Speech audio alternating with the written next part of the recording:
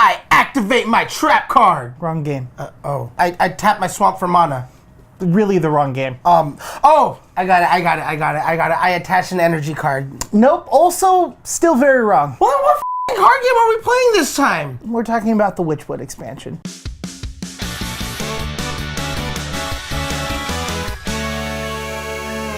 Hey everyone, welcome to GameGorgon. My name is Indigo. And I'm not Indigo. And today we're going to be talking about the Witchwood expansion, but we're going to actually be talking about the Monster Hunter expansion that they have just released. Just recently, the newest expansion came out, which is a series of new cards, as well as new effects or different ways that the cards will be used. Okay. For example, one of the new things that they released was an ability called Echo, where you can play where you play the card.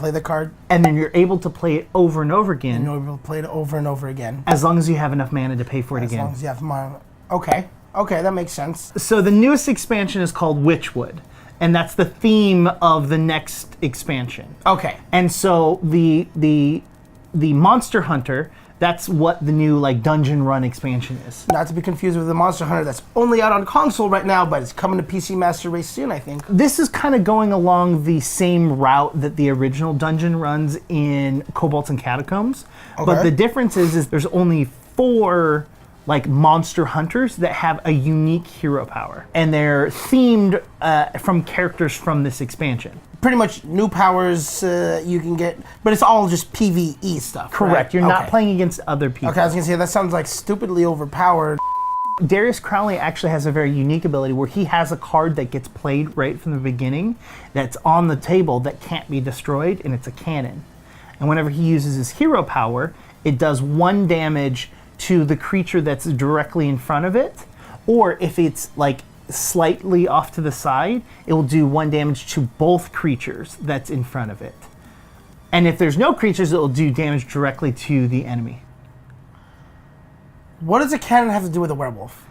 The third hero is Huntmaster Shaw. His hero power is that he summons a 1/1 hound with rush. What's kind of interesting is that there's a lot of passive abilities in this that are made specifically for this group. So you'll get stuff like, for the cannon, your cannon now does 2 additional damage. Or you can get a card that when you play it, you spawn another cannon. So now you've got 2 cannons that are each doing 3 points of damage. Which it allows you to really clear the board, but you have to remember, as powerful as you are, your enemy's actually way more strong. You're going through a dungeon. The dungeon things are actually stronger than you are. You have to get through it with strategy and playing with the party. There's an enemy that you can play against that whenever a minion dies, or whenever one of their minion dies, it spawns a 1/3 creature that when it dies, it deals 1 damage to every creature. That sounds strong. The last one is Toki the Time Tinkerer. Her ability actually is that she gets to redo her turn. The last one is Toki the Time Tinkerer. Her ability actually rewinds her whole turn. So if you play a really RNGesus deck, where you play a card and it says summon a random 1-cost card, and you get a really crappy one, I don't like that. You can use your hero power and start your whole turn over. Okay. Or what I would probably end up doing is, I f***ed up that shit. Hold on. Restart. Can I go back? Yeah. Okay, I can go back. Yes! So you have the 8 bosses that you have to defeat with each individual Monster Hunter.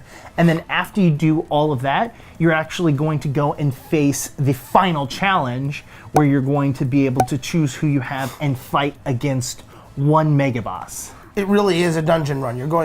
You're basically doing a raid or a dungeon in WoW, and you're going through all the mini bosses, and you fight the final boss. Why not just play WoW?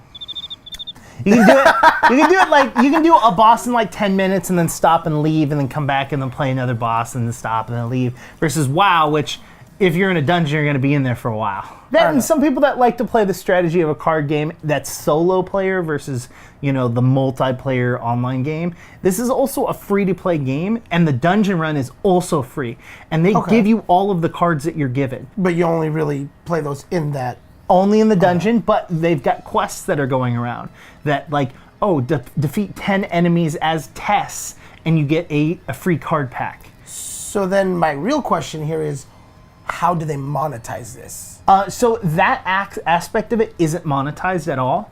The reason they have that on there is to get people into the game to play the game as a whole, because you have to remember that 100% of people don't spend money on the game, right? They only need a portion of people to play the game, and so they don't want just those people playing. They want a lot of people to play. So they add aspects of the game that are free or fun and exciting, so that they get more and more people into the game to play and just experiment with stuff. That makes sense. And then in the hopes that they go, well, I've gotten X amount of hours of gameplay out of this. It's not going to hurt me to buy, 10 packs. Then you start making justifications like, well, I mean, it costs me like $15 to go out to eat.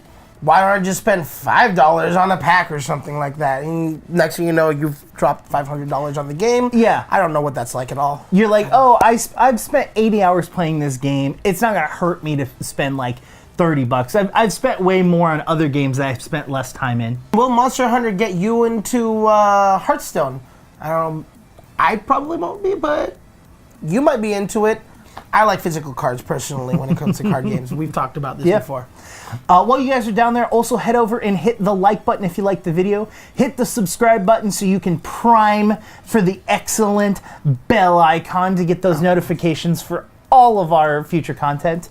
You can also hit me up on Twitter at IndigoQT. And you can't hit me up on Twitter at IndigoQT. But you can hit up Krug at KrugQT. You can also hit up Krug and myself at _QueueTimes. Till Monday, guys. Bye.